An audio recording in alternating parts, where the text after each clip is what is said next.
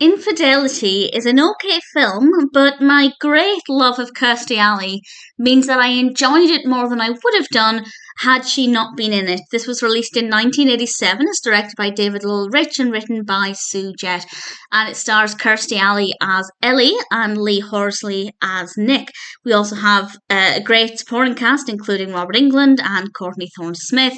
And the narrative focuses on the relationship between Ellie and Nick, and things seem to be going really well for them. But then, well, infidelity happens. I don't want to say too much more about it. I don't want to give away more than, well, I was going to say more than they do on IMDb. The description on IMDb is just not correct. I'm slightly confused by that, but I don't want to give away more than necessary. But infidelity happens, and it's all about their relationship and the after effects and how it affects both of them.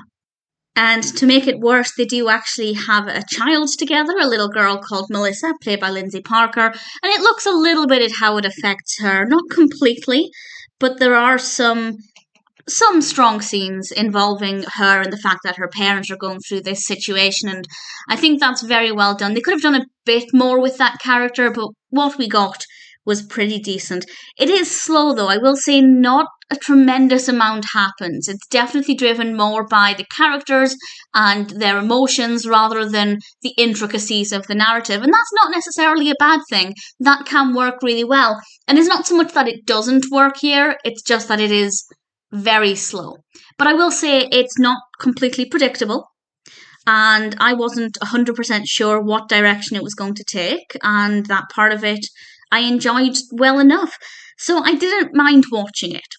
But I will admit that the scenes I favoured were the scenes with Kirstie Alley. Granted, she's in pretty much all of it, but I was definitely drawn more to Kirstie Alley than I was to the narrative or to any of the characters. So I'm aware that I am biased.